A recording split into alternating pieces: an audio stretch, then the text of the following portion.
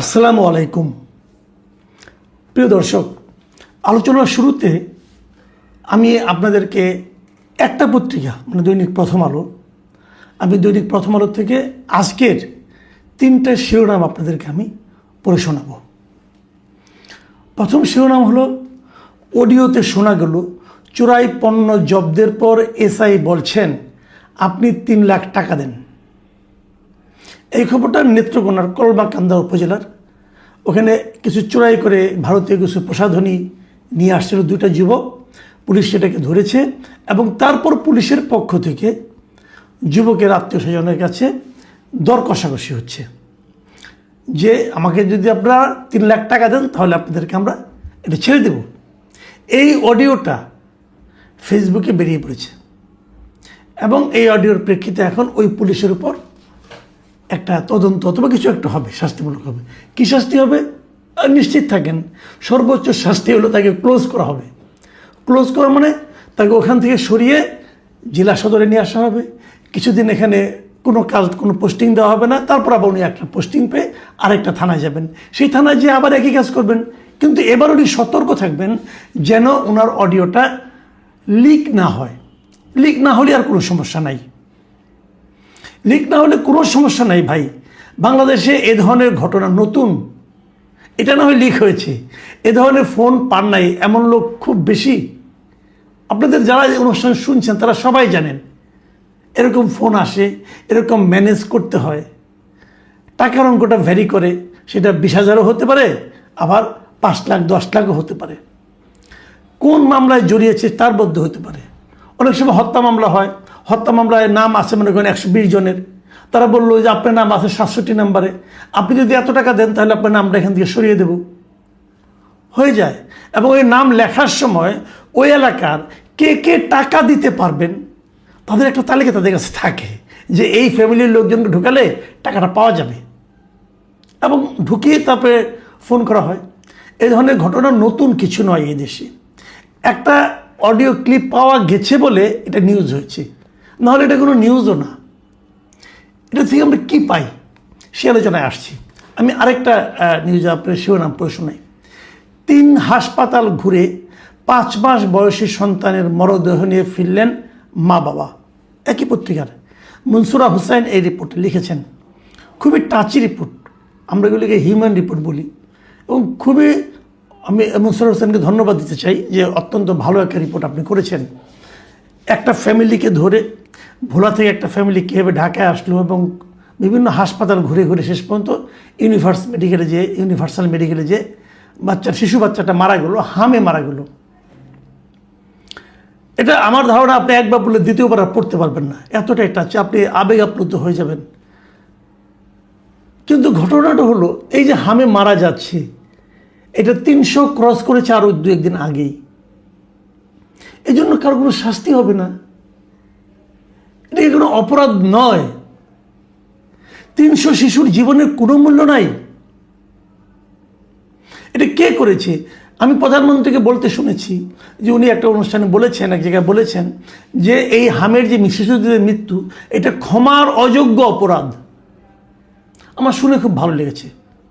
তো যে অপরাধটা ক্ষমার অযোগ্য, সে অপরাধীকে ধরার কোনো চেষ্টা কি এই সরকার করছে? এই তারেক রহমানের সরকার করছে? তারেক রহমানকে তার সংশ্লিষ্ট লোকদেরকে বলছেন যে এই অপরাধের জন্য কে দায়ী সেটা খুঁজে বের করে আমাকে বলুন। উনি বলেছেন, উনি জানার চেষ্টা করেছেন। উনি এক জায়গায় ভাষণ দিয়ে বললেন যেটা ক্ষমার অযোগ্য অপরাধ। আমি আপনি খুশি হয়ে হাততালি দিলাম। যে বাচ্চাগুলি মারা গেল তাদের বাবা মা এই কথা শুনে শান্তি পাবেন। শান্তি পাবেন কখন? তবু শান্তি না, এটা তবু এক ধরনের সান্ত্বনা হতে পারে যখন ওনারা জানবেন সেই অপরাধী ব্যক্তিদেরকে সাজার আওতায় আনা হয়েছে, বিচারের আওতায় আনা হয়েছে। এরই মধ্যে আমরা জানতে পেরেছি যে এই ঘটনাগুলির জন্য হামের টিকা দেওয়া হয় না, এই জন্য হয়েছে। এবং হামের টিকা না দেওয়ার জন্য কারা দায়ী তাও মোটামুটি একটা ধারণা করা হয়েছে যে আওয়ামী লীগ সরকারের আমল থেকে এই সমস্যাটা শুরু হয়েছে। সবচেয়ে প্রকট আকার ধারণ করেছে অন্তর্বর্তীকালীন সরকারের আমলে। অন্তর্বর্তীকালীন সরকার টিকাগুলি কেনে নাই। কেন কেনে নেয় তারও একটা যুক্তি দেখলাম যে অধ্যাপক সাইদুর রহমান সাহেব উনি দিয়েছেন আমার কাছে এর চেয়ে হাস্যকর যুক্তি আমার জীবনে আমি শুনেছি কিনা আমার সন্দেহ। উনি টাকা বাঁচাতে গিয়েছেন, এখন টাকা বাঁচাতে যে 300 শিশু মারা গেছে। আপনার এই টাকার চেয়ে আপনি তো টাকা বাঁচিয়ে তো কিনতে পারেননি, তাহলে করলেনটা কি? আপনি ডাক্তার মানুষ, আপনি জানেন না যে চিকিৎসার ক্ষেত্রে সময়ের দাম কতটুকু? এটা আপনি জানেন না? নূরজাহান বেগম, এই অথর্ব ভদ্র মহিলাকে যেদিন নিয়োগ দেওয়া হয়, আমি প্রথম দিন থেকেই বলছি যে এই মহিলাকে কেন এনে এখানে বসানো হয়েছে। আপনারা সে শুনতে শুনতে আমার উপর অনেকে বিরক্ত হয়ে গেছেন, ভাই আপনি কি পেয়েছেন এই একটা লোক একটা মহিলার বিরুদ্ধে এত বলতেছেন কেন? আমি বলেছিলাম এই কারণে, ওনাকে এমন একটা ডিপার্টমেন্টে এমন একটা বিভাগে মন্ত্রী বানানো হয়েছে, উপদেষ্টা বানানো হয়েছে, যেটাতে ভুল হলে মানুষের জীবন যায়, যেটাতে ভুল হলে জীবন যায়। সড়ক যোগাযোগে ভুল হলে মানুষের ভোগান্তি হয়, জীবন যায় না, কিন্তু এখানে জীবনই চলে যায়। দেখেন প্রায় 315 জন শিশু। দেখেন আমার জীবনের জায়গায় শিশুর জীবন মূল্য বেশি, কারণ আমার জীবন যে আমি কী করতে পারবো, আমার জীবনের এই পর্যায়ে এসে আমার তো যাওয়ারই সময় হয়েছে, তাই না? আমি তো আর 500 বছর বাঁচবো না ভাই। কাজে আমি কি দিতে পারবো এই সমাজকে, এই দেশকে, এটা অলরেডি প্রমাণিত, লোকে বুঝে গেছে, যা দেবার হয়তো দিয়েও ফেলেছি। কিন্তু একটা শিশু, আপনি জানেন না সেই দেশকে কি দিবে, কত দিতে পারবে, সেই দেশকে কত সমৃদ্ধ করতে পারতো। এই একটা শিশুর হাত ধরেই হয়তো এই দেশটার চেহারা চেঞ্জ হয়ে যেত। শিশুটাকে আপনি বড়ই হতে দিলেন না। এটা কত বড় অপরাধ। আজকে দেখলাম আমাদের ইউনূস সাহেব, সিএনএনের মালিক টেড টার্নার মারা গেছেন, এই উপলক্ষে উনি বিশাল একটা পোস্ট দিয়েছেন ওনার পেজে, ফেসবুক পেজে। দেখলাম ভালো কথা, টেড টার্নার অবশ্যই একজন গুরুত্বপূর্ণ ব্যক্তি, কিন্তু আপনার দেশে এই 300-র বেশি শিশু মারা গেল, যাদের মৃত্যুর জন্য আপনি নিজেও দায়ী, আপনার সিদ্ধান্ত দায়ী। একবারও তো শোক প্রকাশ করলেন না, একবারও তো শোক প্রকাশ করলেন না ভাই। আপনি কি মানুষ? আপনি কি এই দেশের মানুষ? আপনি নোবেল পেয়েছেন, ওই নোবেল দিয়ে আমি কী করবো? ওই নোবেল দিয়ে কি শিশুদের জীবন আপনি বাঁচাতে পেরেছেন? বাঁচানোর চেষ্টা করেছেন? মারা যাওয়ার পরে একটু শোক আপনি অনুভব করেছেন? করেননি। আমি আরেকটা শিরোনাম পড়ি, এটা ওই প্রথম আলোরই, সরকার কেন প্রকৌশলীদের ব্যবহার করতে পারছে না। দেখুন এটা কিন্তু ওই ধরনের না, এটা একটু অন্যরকম। এটা কি বলছে যে এই সরকার তাদের ইশতেহারে যতগুলি পরিকল্পনার কথা বলেছে, বর্তমান সরকার বিএনপি সরকার, ওনার বক্তব্য হলো, এই লেখকের বক্তব্য হলো, তার 70% কাজের সঙ্গেই কোনো না কোনো প্রকৌশলী প্রয়োজন পড়ে। এবং উনি বলছেন যে এই সমস্ত পরিকল্পনা বাস্তবায়নে বিষয়ভিত্তিক প্রকৌশলীদের সরাসরি সম্পৃক্ততা এখনও প্রাতিষ্ঠানিকভাবে নিশ্চিত করা যায়নি। মানে উনি বক্তব্য হলো, যখন একটা প্রজেক্ট নেয়, যখন উনি সরকার প্রথম যায় আমরাদের কাছে, আমরা শুনে বলি কি হ্যাঁ স্যার কোনো সমস্যা নাই, এটা হয়ে যাবে, হ্যান হয়ে যাবে, তেন হয়ে যাবে বলে ফেলে। কিন্তু যখন বাস্তবায়ন করতে যায়, তখন ওখানে যতগুলি আমলা আছে তত কিন্তু প্রকৌশলী নেই। বাস্তবায়নটা তো প্রকৌশলীদের করতে হবে, তাই না? আমাদের সমস্ত কাজকর্ম কিন্তু উন্নয়ন, এই দেশের উন্নয়নটা হলো মূল।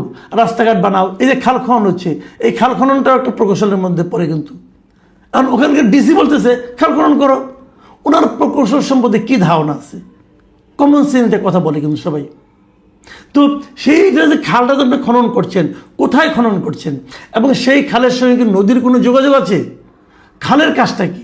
নদী দিয়ে পানিটা এখানে আসা, অথবা যখন বন্যা হবে বন্যার পানিটাই খাল দিয়ে বেরিয়ে নদীতে চলে যাবে, আর শুকনোর সময় নদী দিয়ে পানিটা খালে ঢুকবে, খালের মুখটা আপনি বন্ধ করে দিবেন, পানিটা এখানে জমা থাকবে, শুকনোর সময় আপনি চাষাবাদে কাজ লাগাবেন, এই তো।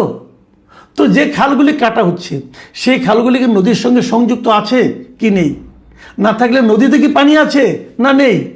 অথবা খালগুলি কতদিন টিকবে, কিভাবে কাটলে খাল হবে, কিভাবে কাটলে খালটা টিকে থাকবে, এগুলো দেখবে কি? এগুলো দেখবে প্রকৌশলীরা। কিন্তু প্রকৌশলীদের সংযুক্ত না করে যে জিনিসটা হয় কি, আমলাদের দ্বারা এই কাজগুলি করানো হয়। আমলাদের প্রধান কাজ হলো জি হুজুর করা। মন্ত্রী সাহেব যে কথা বলবেন, প্রধানমন্ত্রী যে কথা বলবেন, জি স্যার, জি sir, yes sir, yes sir, হয়ে যাবে স্যার, এই তো হয়ে গেল স্যার, এভাবে হবে, বিপুল অর্থ ব্যয় হবে, কাজের কাজ কিছু হবে না। এখন আপনারা বলবেন যে প্রকৌশলী যারা আছে তারাও তো ঘুষ খায়। হ্যাঁ খায়, আপনাদের দেখেছি প্রশাসনে যে কয়টা বিভাগে সবচেয়ে বেশি ঘুষের লেনদেন হয় তার মধ্যে প্রকৌশলীদের হাতে একটা বড় অংশ যায়। ওনারাই ঘুষের মোটামুটি কম্পিটিশনে 1-2 আছে। তো ঘুষটাকে আপনি থামানোর চেষ্টা করেন, ঘুষ তো থামানো সম্ভব, পেরেছেন? পারেননি। এই যে আমি 3টা নিউজের কথা বললাম, দেখেন এগুলো দিয়ে কিন্তু আমি একটা কথা বলতে চাচ্ছি। সেই জিনিসটা কি জানেন? সেই জিনিসটা হলো সুশাসন কায়েম করা। যতক্ষণ মধ্যে আপনি সুশাসন কায়েম করতে না পারবেন, আপনি রাজনীতি দিয়ে, মেঠো বক্তৃতা দিয়ে, মানুষের মধ্যে আবেগপূর্ণ বক্তৃতা ফুলঝুরি ছুটিয়ে আর দেশকে কন্ট্রোল করতে পারবেন না।